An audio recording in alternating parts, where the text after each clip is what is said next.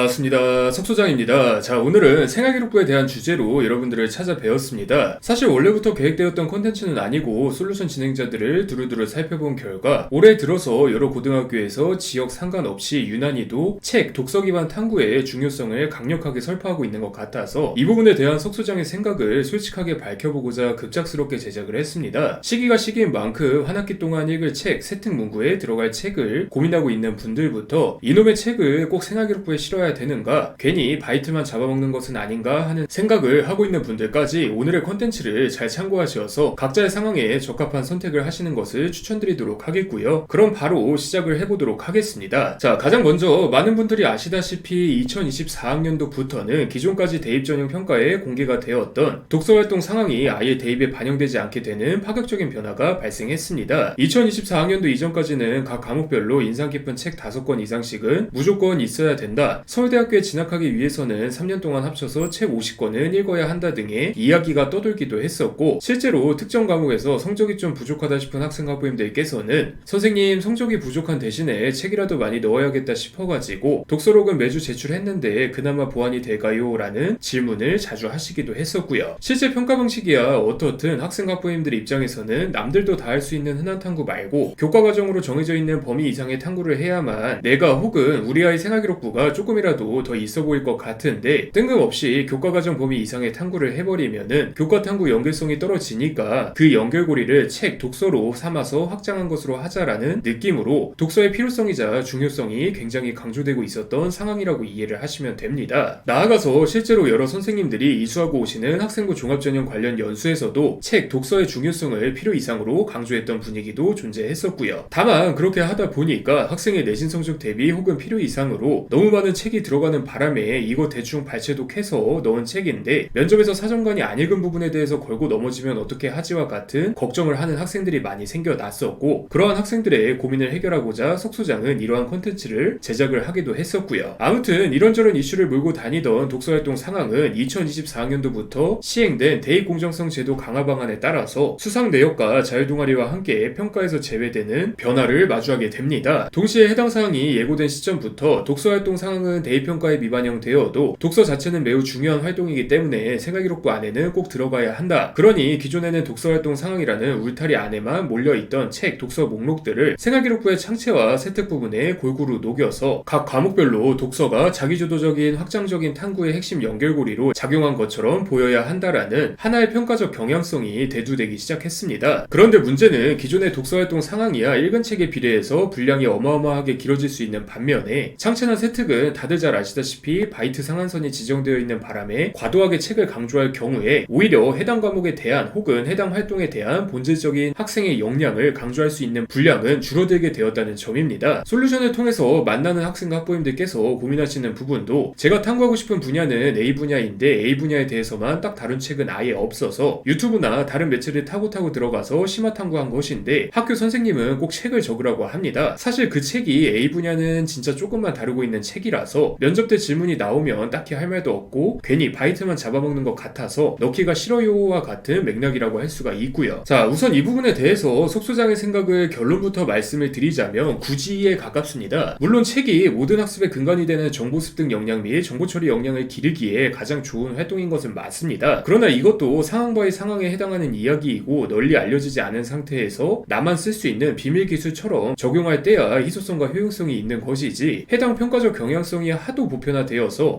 나도 그 책 넣었는데 너도 그 책 넣었어 같은 상황이 수도 없이 생기는 요 근래의 상황을 고려해보면 정말 표현 그대로 구지의 느낌이 들고는 합니다. 실제로 네로라는 메디컬 계열 혹은 한국과학기술원 카이스트에 척척 합격하는 일반고 학생들의 생활기록부를 보았을 때에도 책, 독서 내역이 평가에 엄청난 영향력을 미쳤다고 보기에는 어려웠었고요. 만약에 책, 독서 내역이 평가에 엄청난 영향력을 미쳤다면 자기소개서도 없어진 시점이기 때문에 분명 면접에서 책, 독서 관련 질문이 나왔어야 하는데 책, 독서 관련 질문은 티끌만큼도 나오지 않았던 학생들도, 그리고 나아가서 교과과정 범위를 넘는 탐구를 어떻게 하게 되었는지 방법론적인 부분에 집중하는 질문은 아예 나오지 않았던 학생들도 상당수 존재하기 때문에 그렇습니다. 그렇기 때문에 지금부터는 어떤 학생이 어떤 방식으로 책, 독서 내용을 어떻게 활용해야 하는지에 대해서 지극히 주관적인 석소장의 관점에서 말씀을 드려보고자 하는데, 우선은 학업 역량이 좋은 학생에 대한 부분입니다. 자, 메디컬 계열을 지망하는 학생들이라면 왜냐하면 이 두 가지 책을 보자마자 마음 한구석에 찔려오는 학생들이 상당히 많을 거라고 생각을 합니다. 석 소장이 메디컬 MD 솔루션을 진행할 때 만나는 메디컬 계열 지망 학생들 10명 중에서 8명의 생활기록부에는 한치의 거짓말도 없이 저 두 가지 책 중 한 권이 무조건 자리를 잡고 있었기 때문에 그런데요. 심지어 그 책들이 연계되어 있는 활동 및 과목은 지극히 높은 확률로 인문학 특강류의 의학적 인문학 관점을 강조할 수 있는 창제 활동이거나 국어, 언어와 매체, 화법과 작문 등 국어 교과목의 세특이었던 경우가 압도적으로 많았고요. 저 두 가지 책은 석 소장도 몇 회독을 했을 정도로 정말 좋아하고 훌륭한 책이라고 할 수가 있습니다. 그러나 학생부 종합전형 평가적인 관점에서 보았을 때 여러분들에게 긍정적으로 작용할 만한 책인지는 솔직히 잘 모르겠습니다. 두 책이 출간된 2016년에서 2017년 이후부터 매년 동안 전국의 수많은 학생들이 해당 책을 통해서 나름의 확장 탐구를 해왔던 만큼 저 두 가지 책으로 할 수 있는 고등학생 수준의 확장 탐구 표본은 마치 코로나19 관련 탐구처럼 이미 입학사정관과 대학교 측에 너무나도 많이 수집이 되어 있기 때문에 그렇습니다. 입학사정관과 대학교가 매년 마주하는 생활기록부 표본보다 훨씬 적은 수의 표본을 마주하는 석 소장조차 솔루션을 진행하다가 하도 익숙한 저 두 책을 목격하는 순간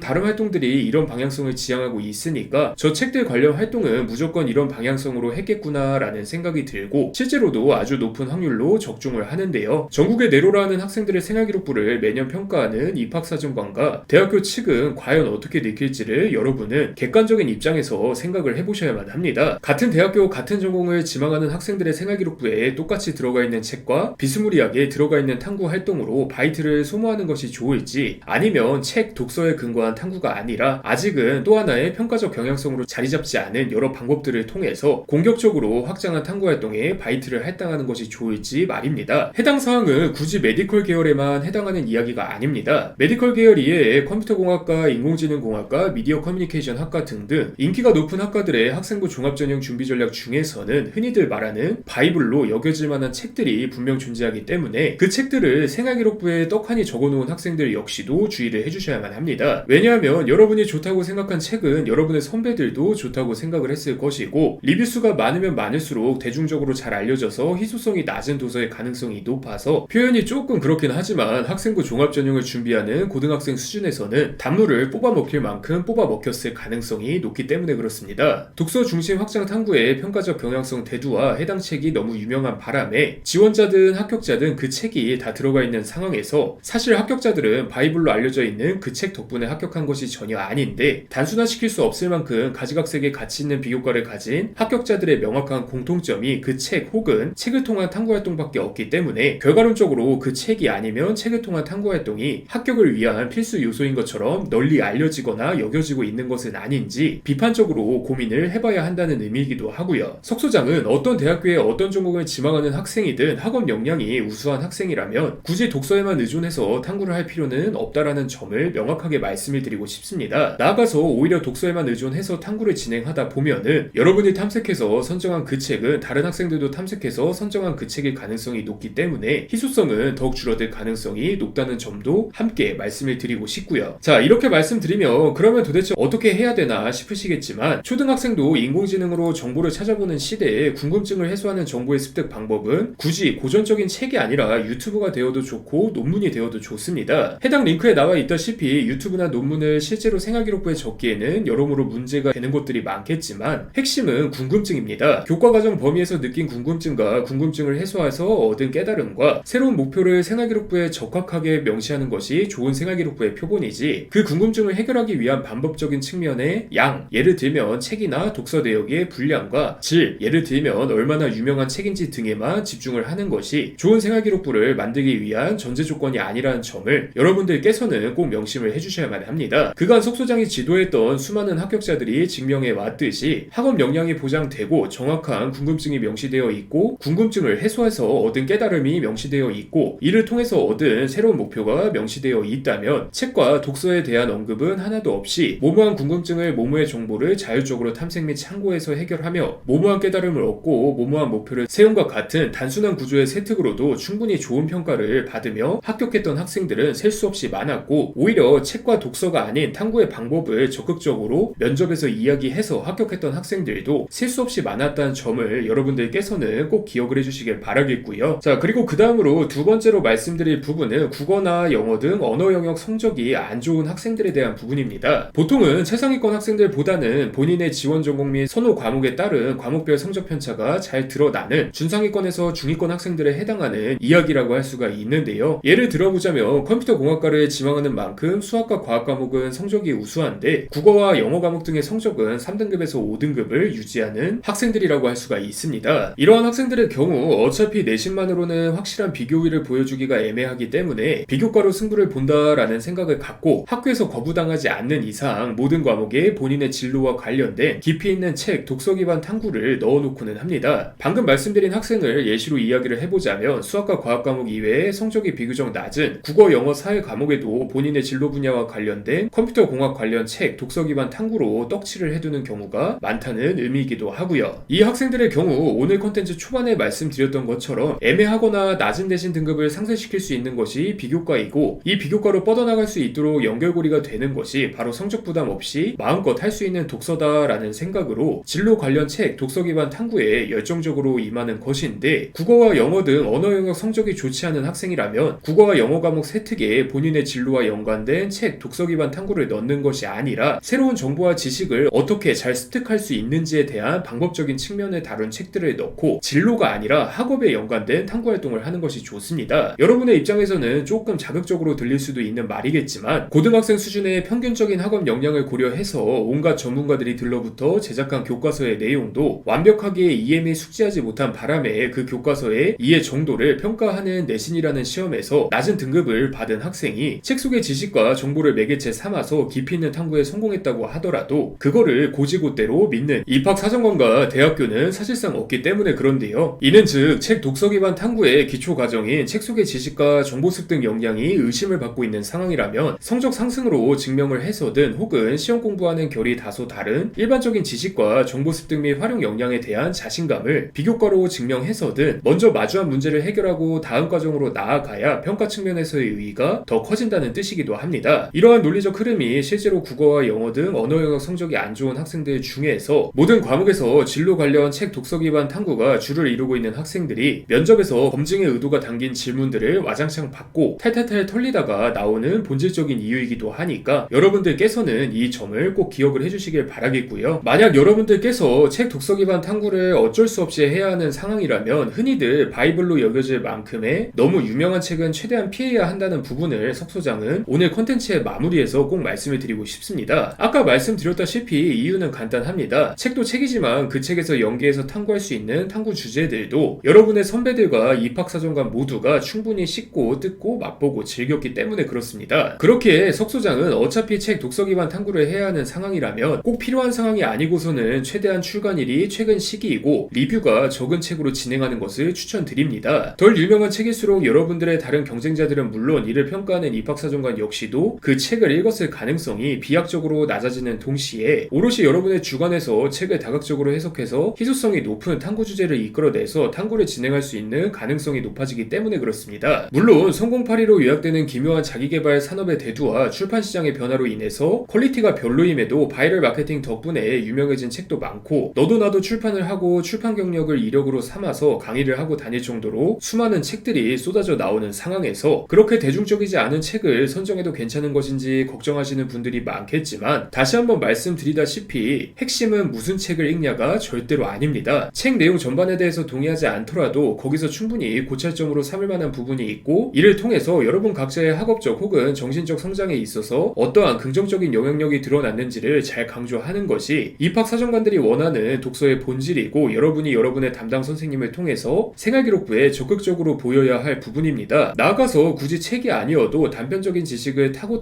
흘러 들어가서 자신만의 탐구 주제를 발견하는 데 성공해서 이를 무기 삼아 합격했던 여러분의 선배들은 셀 수 없이 많다는 점도 다시 한번 명심을 해주셔야만 하고요. 근래 들어서 독서활동 상황은 물론 자기소개서도 폐지되어서 그런지 일반 고등학교 측에서는 유난히 책, 독서 기반 탐구에 목을 메고 있는 경향성이 높아지고 있는 것으로 보여서 책 추천 노이로제에 걸릴 것 같은 석 소장이 제작한 오늘의 콘텐츠가 여러분의 합격에 꼭 도움이 되기를 바라면서 이만 마무리 짓도록 하겠습니다. 감사합니다.